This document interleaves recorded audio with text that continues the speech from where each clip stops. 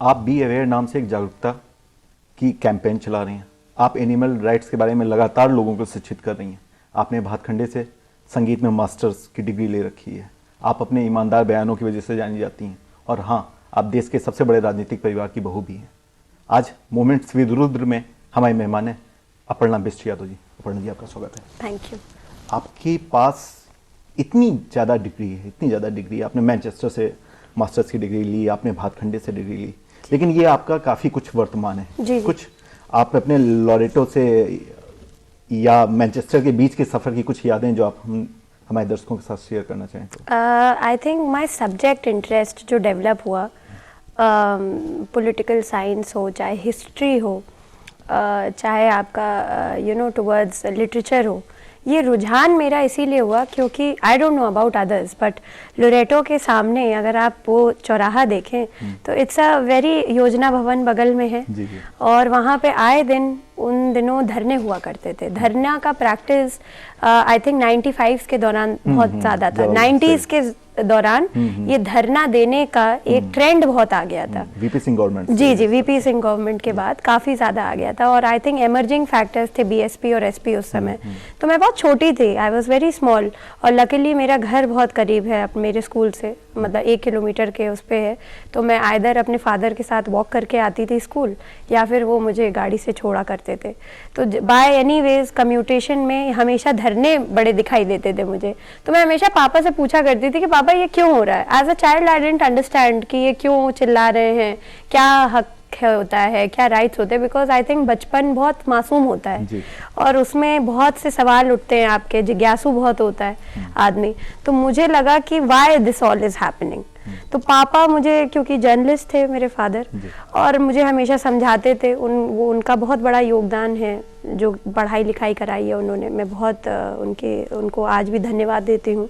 और मैं चाहती हूँ कि हर पिता इस देश का अगर जो है मैं चाहती हूँ कि मेरे फादर जैसा हो, कि इन द सेंस कि वो पढ़ाएं अपनी बच्चियों को। Not that my father is the ideal, they must be very good fathers also, but I believe कि जो है गर्ल चाइल्ड एजुकेशन पे उन्होंने बहुत ध्यान दिया, मुझे बहुत पढ़ाया, बाहर भेजा।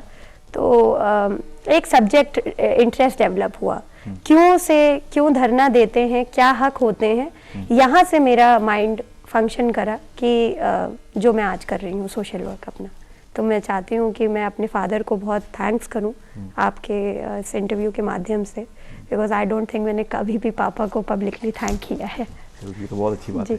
आपने संगीत के अपने सफ़र के बारे में बताया। आपने भातखंडे जब गई तो आप सोच के गई थी कि आपको एक ट्रेंड सिंगर बन के निकलना है, कि आप शौकिया गई थी? मैं असल में मुझे बहुत एक तरह से कहते हैं ना, लालन पालन और ताड़न बड़ा ज़रूरी है बच्चों के लिए।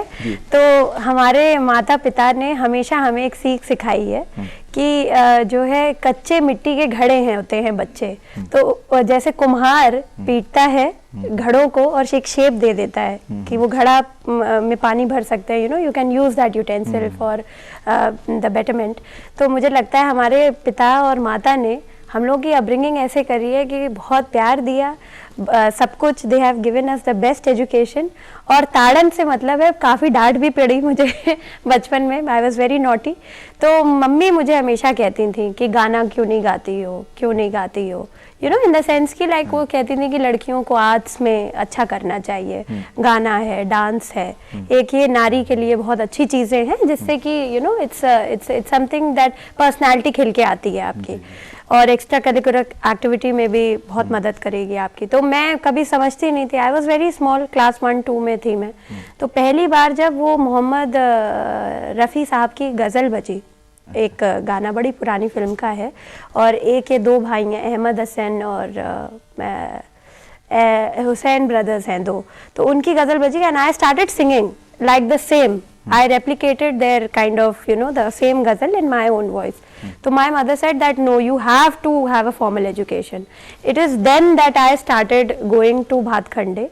Later in class 8th I got admission in Bhatkhande and touchwood by grace of God मुझे second year में directly admission मिला, क्योंकि मैंने उससे पहले थोड़ा training ली थी। तो मुझे second year में भाग्यवश मुझे मिल गया तो मेरा 1 साल बचा और वहाँ से मेरी जर्नी शुरू हुई लर्निंग की। मम्मी भी गाना गाती थी? मदर मेरी सिखाती थी, मतलब गाना गाती नहीं थी, she doesn't have any formal education, but वो कहते हैं ना पुराने ज़माने में मेरे नाना बहुत शौकीन हुआ करते थे गाने के, तो वो कहते थे कि हर घर में एक बाजा ज़रूरी है, क्योंकि संगीत जो है विद्या की देवी मानते थे मेरे नाना। और वो अभी भी हमारे भारत में ये संस्कृति है कि संगीत जिसको आता है, स्वर सबको नहीं मिलता है, ऐसा कहते हैं हमारे बुजुर्ग, कहते हैं स्वर उसी को मिलता है जिस पे ईश्वर की कृपा होती है। तो स्वर आप बजा लेंगे और आपको एक्यूमेन डेवलप हो जाएगा। वो कहते करत करत अभ्यास थे जड़मत होत सुजान। तो practice makes a man perfect, but स्वर can not be gifted unless and until you have it in with you. गला आपको मिलता है भगवान की कृपा से। तो ये नाना की सोच थी, ये फिलॉसफी थी, जिसकी वजह से मम्मी हमें बहुत डांटती नहीं कि गाना गाओ, तुम्हारी आवाज़ अच्छी है। और वहाँ से फिर I got into Bhatkhande, that is the link. ये आपकी तारीफों की एक बड़ी लंबी फेरिस्त है मेरे पास, लेकिन अभी आपने आदेश श्रीवास्तव जी के म्यूजिक में काम किया, एल्बम है फ्यूजन का मिक्स है, क्लासिकल फ्यूजन मिक्स है। जी, कैसा अनुभव रहा वो बहुत अच्छा रहा। हालांकि अभी हमने उसको रिलीज नहीं किया। एक ग्लोबल साउंड्स ऑफ पीस करके कॉन्सर्ट है, उसमें माननीय श्री अमिताभ बच्चन जी भी हमारे साथ परफॉर्म करेंगे, उनके साथ भी मैंने गाया है गाना। तो this is first time I am breaking this out, I don't think whether I should do this or not, but still nervous तो नहीं थी, बट ये था कि I am singing with such a big star, it was just the star factor, but again I think it was a very good experience, बहुत अच्छा रहा experience. और गाने के साथ मुझे बहुत लगा कि कॉन्फिडेंस बहुत आया। और आदेश जी को आई कॉल अम्मा, you know, like I call my mother अम्मा, because he used to like टोकते ऐसे ही थे वो गाने के टाइम पे मुझे, जैसे कि मेरी माँ मुझे बोल रही हैं कि गाना गाओ ढंग से गाओ, ये स्वर ठीक नहीं हुआ, ये नहीं हुआ, वो नहीं हुआ। तो एटलीस्ट उन्होंने 25 बार रीटेक कराया होगा मुझे एक लाइन शुरुआत की। बट देन जो है मैं भी बड़ी डिटरमिन्ड थी, मैंने 6 hours continuous non stop recording करी है। तो this you can take a quote from mister Srivastava. और अम्मा आई थिंक हमेशा मेरे साथ ही सही ही बोलेंगी तो वो उनका बहुत आशीर्वाद है। बी अवेयर के बारे में कुछ बताइए। बी अवेयर का ये मेरा ब्रेन चाइल्ड है, इसका मतलब है रहे सतर्क हमेशा। मुझे लगता है कि निर्भय केस के बाद 2012 का जो बड़ा ही शर्मनाक एक्सपीरियंस था पूरे देश के लिए, उसके बाद एक तरह से हमारे बीच में एक बहुत बड़ा एक्ट आया और उसका नाम है क्रिमिनल अमेंडमेंट लॉ। और उसके बारे में जानकारी नहीं है दुर्भाग्यवश हमारे देश में, ना महिलाओं को ना पुरुषों को। तो मैंने सोचा कि जब इतना अच्छा एक्ट आया है हमारे देश में, और मैं आपको बता दूं कि ये सबसे स्ट्रॉन्गेस्ट लॉ है पूरे एशिया भर में ऑन वुमेन प्लाइट, तो ये बहुत बड़ा एक तरह से हमारे देश की एक अचीवमेंट है। आप कहें कि लॉ इतना पावरफुल लॉ बना है क्योंकि ये वेरी इंटेंशन को चेक करता है एक क्रिमिनल के। अगर क्राइम करने की आपने सोची भी तो उस पे भी पनिशमेंट है। अब हम ये कह दें कि हमारे पास लॉ है बट उसका इम्प्लीमेंटेशन नहीं है, तो इसका जवाब मैं ये देती हूँ हमेशा कि जो है लॉ का इम्प्लीमेंटेशन तब होगा जब लॉ के बारे में हमें पता होगा। सही बात है। जब हमें पता ही नहीं है, we are not reporting, we are not knowing about the law, तो हम इम्प्लीमेंटेशन की कैसे बात करें।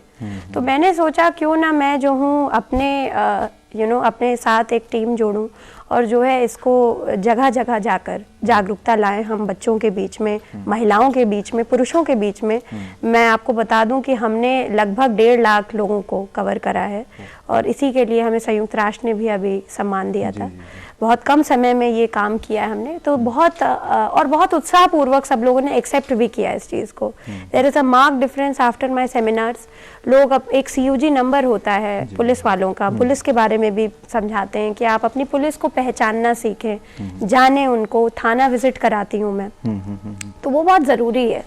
हम अपने परेशानी के समय क्यों जाते हैं पुलिस के पास, भाई ऐसे भी तो देखें ना कि उनकी कार्यप्रणाली कैसे काम करती है। तो ये सब चीज़ें हैं और बी अवेयर के सेमिनार में कभी आप भी आएँ तो अच्छा लगेगा आपको। आप एनिमल राइट्स के बारे में काम करती हैं जी। तो फैमिली फंक्शन वगैरह होते हैं तो क्या उसमें नॉनवेज बनता है? नहीं, बिल्कुल भी नहीं बनता है। हमारे फैमिली में ऑल आर वेजिटेरियंस एंड अगर कोई नॉन वेजिटेरियन है भी तो वो बाहर से खा लेते हैं। There is a lot of respect for animals. और बहुत अच्छी बात ये है कि मैं खुद में और प्रतीक मेरे husband, we do not use the promotion of leather. मैं आपको भी कहूँगी लेदर की घड़ी मत पहनिए, लेदर स्ट्रैप की घड़ी मत पहनिएगा। और मैं लेदर यूज़ नहीं करती हूँ। और मैं सबसे कहूँगी कि आजकल मुझे लगता है कि जो ये ब्रांड हैं, they are making females very conscious about the brand value एक। तो हर फीमेल का मन करता है कि अच्छे जूते पहने, अच्छे बैग्स हों हमारे पास। बट अगर हम कहीं उनमें ये जागरूकता ला सकें कि ये कितना पेनफुल है ये लेदर इंडस्ट्री, इतना मतलब बेदर्दी से मारा जाता है जानवरों को। और अगर आप कोई भी वीडियो पीटा के, और आई थिंक बहुत सी अवेयरनेस है इस बारे में कि लेदर कैसे आता है, द वेरी मैन्युफैक्चरेशन ऑफ लेदर कैसे होता है। तो जो मैन्युफैक्चर का जो तरीका है वो बहुत ही दर्दनाक है, बहुत पीड़ादायक है। तो मैं चाहती हूँ कि इसको बंद कराया जाए और लोग और वीगन हो और जो है ऐसी लाइफस्टाइल प्रमोट करें जिसमें जानवरों को ना मारा जाए। भाई उनको भी उतना ही दर्द होता है जितना हमें। जी जी, मैंने भी पॉलिटिकल साइंस से डॉक्टरेट की है। जी। मैं आपके पढ़ रहा था, आपने इंटरनेशनल रिलेशन एंड पॉलिटिक्स से पढ़ाई की। जी जी जी। तो जब आप पॉलिटिक्स में आप सब्जेक्ट में जब आप जाते हैं और फिर जब आप उससे होके गुजरते हैं, तब आपकी एक क्लियर विजन हो जाता है पॉलिटिक्स को लेकर। जी जी जी। स्पष्ट नीति हो जाती है कि ये सही है, ये गलत है, ये करीब है, ये दूर है। जी जी। तो जब आप उस दौरान से गुजरी तो कोई एक भारत में आपको राजनीतिक पार्टी दिखी जो आपको अपनी सोच के करीब लगती थी? उस टाइम की बात कर रहा हूँ मैं, जब आप पढ़ाई कर रही थी। मुझे लगता है कि पार्टी उस समय तो मैं बहुत छोटी थी एक्चुअली, और उस समय हम ये भी सोचते हैं कि दुनिया हम अपने तरीके से कैसे देखें। एक कहते हैं कि रोज टिंटेड ग्लासेस आदमी पहन लेता है। तो जितनी थ्योरीज पढ़ी उतना मैंने सोचा कि काश ये ऐसे होता तो कैसे होता, इंडिविजुअलिस्टिक स्टाइल कैसे होती, and all this all the theories which have happened. But ultimately I think मुझे मेरे फादर इन लॉ बहुत ही ज़्यादा अच्छे लगते हैं। I feel that he is he is a very big visionary. And after 47 मतलब आज़ादी के बाद I think he is the greatest leader alive अभी। तो मुझे बहुत खुशी है कि मैं बहुत भाग्यशाली मानती हूँ अपने आप को, इनफैक्ट कि मैं इस परिवार का हिस्सा हूँ और मैं रोज़ उनसे मिल सकती हूँ, रोज़ उनका आशीर्वाद मिलता है मुझे। तो मुझे बहुत खुशी होती है इस बात की। जी। एक नेता से अलग हट के एक ससुर के तौर पे कितने प्यारे हैं वो? बहुत सीख प्यारे देते हैं वो आपको? बहुत प्यारे हैं, बहुत अच्छी सीख देते हैं और बहुत प्यार करते हैं। और मुझे लगता है कि वो बहुत अच्छी बातें बताते हैं। और इन द सेंस कि वो कहते हैं कि जैसे शालीन जीवन बिताएं, और उनकी सोच क्योंकि लोहिया जी से बहुत मिलती है और लोहिया जी उनके आइडल भी हैं, तो बहुत ज़्यादा उनका एम्फेसिस रहता है कि हम शालीन जीवन बिताएं, हम दूसरों की मदद करें, तो इस तरीके से वो कहते दूसरों के बारे में पहले सोचें, अपने बारे में बाद में, इस तरीके की बातें करते हैं वो अभी भी। आपने इंटरकास्ट मैरिज की, कैसा एक्सपीरियंस रहा? इंटरकास्ट मैरिज करी तो मेरे लिए तो टचवुड जो है बहुत अच्छा एक्सपीरियंस है, क्योंकि इन लॉज पहले से जानते थे मुझे सब लोग। और इनफैक्ट मेरे घर में थोड़ा सा ये था कि मतलब I am marrying into this family, तो कैसा रहेगा क्या रहेगा। But luckily touchwood in the case कि हम दोनों को हमारे पेरेंट्स जानते थे। अच्छा। तो फिर इतना ज़्यादा कोई प्रॉब्लम नहीं हुआ। एंड फाइनली मेरे पास जानकारी है कि आप 9th क्लास में थी जब आपको प्रतीक ने पहली बार बर्थडे पार्टी में गाना गाते हुए सुना था। फिर आप लोग के बीच में याहू मैसेंजर से बात होनी जी जी जी जी। तो पहली मुलाकात कैसी हुई, कुछ बताइए। इनकी मदर के ही बर्थडे पे हुई थी, मेरी मदर इन लॉ। उनका बर्थडे था और वो होता है ना, सब लोग बैठे रहते हैं, एक छोटे से 10-20 पीपल थे बस, और उसी में थे। तो उसमें बोला गया कि चलो चलो गाना गाओ बेटा, बहुत अच्छा गाना गाती हो एंड ऑल दैट। तो then Prateek met me for the first time, he saw me for the first time and later on I didn't know at that time, later on he told me कि हमारी party में इतने यो type के लोग कहाँ से आ गए।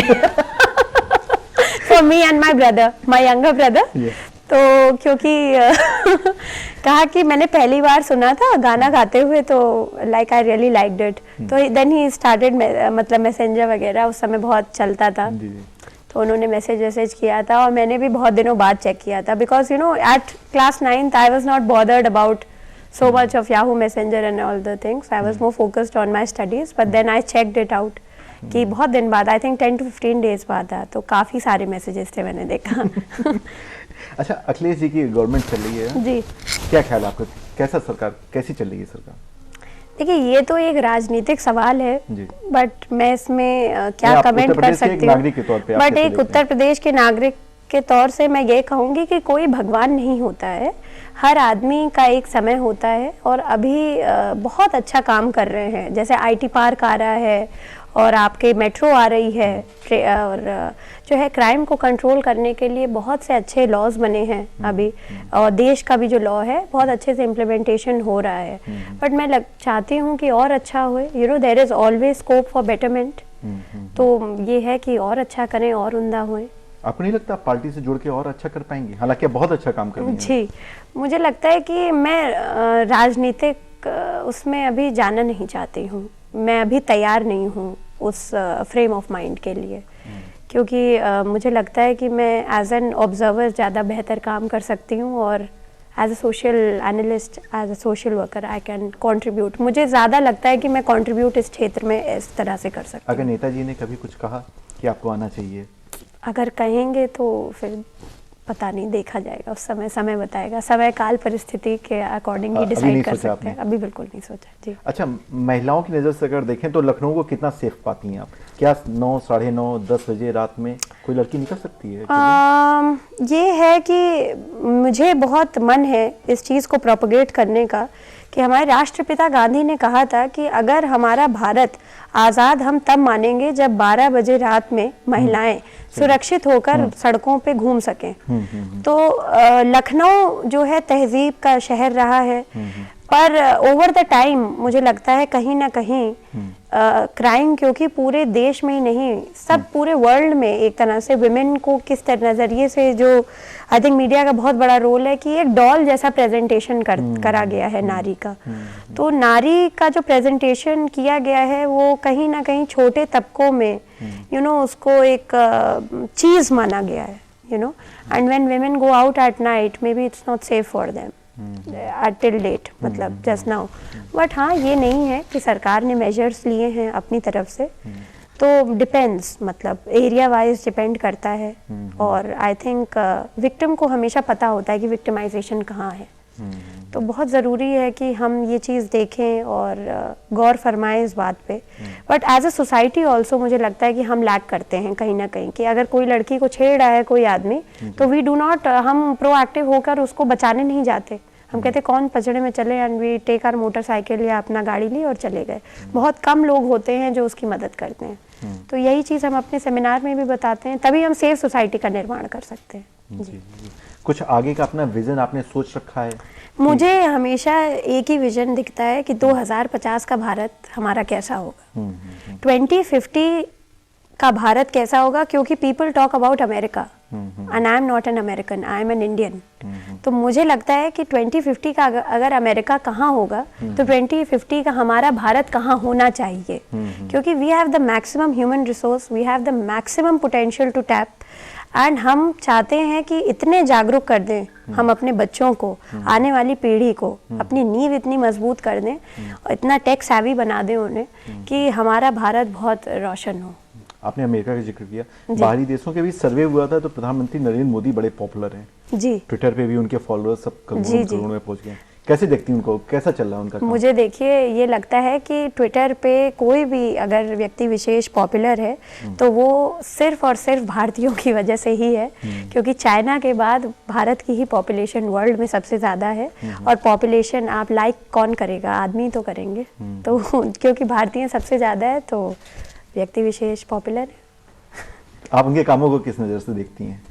देखिए एज अ प्राइम मिनिस्टर वो अच्छा काम कर रहे हैं, और मैं नहीं चाहती हूँ कि इस बयान का कोई भी राजनीतिक मतलब निकाला जाए, क्योंकि प्रधानमंत्री देश का प्रधानमंत्री है, जब हम अपने देश की बात के प्रधानमंत्री की बात करेंगे, अपने देश के प्रेसिडेंट की बात करेंगे, तो अगर मोदी जी आपको कहाँ पे अच्छे लग रहे हैं, फॉरेन रिलेशंस में अच्छे लग रहे हैं, या जो उनका ये स्वच्छता नहीं अपना कुछ जो वो थोड़ी चीजें अभी तक करी हैं उन्होंने, जैसे स्वच्छ भारत अभियान, ये सब चीजें अच्छी हैं। बट उनका मॉड्यूल नहीं है, ये लैक करता है सिस्टम जो है। एक मॉड्यूल होना बहुत ज़रूरी है, क्योंकि अगर हम इतनी करोड़ों की पॉपुलेशन है हमारे यहाँ, तो अगर मॉड्यूल नहीं होगा हमारे पास तो कोई भी मिशन सफल नहीं होता है। गांधी जी ने अगर कोई काम किया तो उसके पीछे, उनके पीछे सब लोगों ने वो काम उठाया, सब लोगों के अंदर उन्होंने चेतना जगाई। मैं राष्ट्रपिता गांधी की बात करूं तो आप चाहे सिविल डिसोबीडियंस मूवमेंट देख लीजिए, चाहे उनका दांडी मार्च देख लीजिए, तो पूरा देश चल पड़ा उनके पीछे।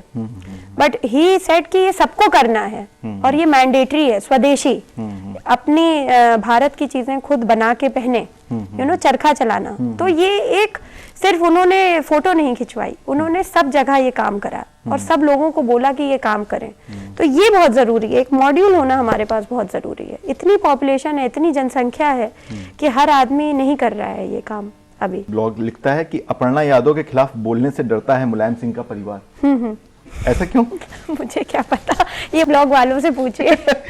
आप कुछ कमेंट नहीं करना चाहेंगे इस पे कि इस तरह की खबर? अच्छा, आप इन र्यूमर से दो चार होती हैं, आप पढ़ती हैं अपने बारे में? देखिए, मुझे हमेशा लगता है कि मीडिया बहुत जिम्मेदार तरीके से बिहेव करे। हमारे राष्ट्र का डेमोक्रेसी है, क्योंकि चौथा स्तंभ माना गया है मीडिया। तो मैं चाहती हूँ कि मीडिया को इस तरीके के र्यूमर स्प्रेड नहीं करने चाहिए। मैं हमेशा कहती हूँ, जिन दीवारों के पीछे आप देख ना पाए उनके बारे में कमेंट नहीं करना चाहिए। हमारी फैमिली कैसे है, हमारी फैमिली में कितना प्यार है, media is nobody to comment. हम साथ हैं, हम एक हैं, ये बहुत जरूरी है। लेकिन जब आप समाजवादी पार्टी के प्राथमिक सदस्य नहीं हैं, तो आपके बयान पे उनके नेताओं से प्रतिक्रिया ही नहीं लेनी चाहिए। जी बिल्कुल, मैं नहीं समझ पाती हूँ कि ऐसा ये लोग क्यों करते हैं। और जिनका भी ऐसा माइंडसेट है, उनको सबसे पहले नारी सशक्तिकरण का पाठ मैं ही पढ़ाऊंगी, ये आप चिंता न करें। अच्छा, मेरे पास एक और आर्टिकल है जिसमें कहा गया है कि उत्तर प्रदेश में सबसे अच्छा अगर महिलाओं में कोई काम कर रहा है तो उसमें आपका जिक्र किया गया। जी। उन्होंने कहा गया पिछले 3 महीनों में आपने जो प्रोग्रेस की है वो काबिले तारीफ है। जी। इस तरह की खबरें भी आपके बारे में आती रही। जी। तो जब आपको बल मिलता है, आप इस तरह की खबरें पढ़ती हैं? खुशी होती है इस बारे में कि लोग एटलीस्ट अच्छे काम को सराह रहे हैं, और बल भी मिलता है। डेफिनेटली कोई भी अप्रिशिएट करेगा अच्छे काम को तो बल तो मिलेगा ही उससे। प्रतीक जी कितना सपोर्टिव हैं आपके? पूरा सपोर्ट करते हैं हमें, और खुल के मतलब जो है वो कहते हैं कि आप अपना काम करिए, और कंट्रीब्यूशन पे बहुत ध्यान। उनका एक बयान बहुत अच्छा है, उन्होंने कहा महिलाओं का इशू किसी के लिए भी पेटेंट नहीं है। जी सही बात है।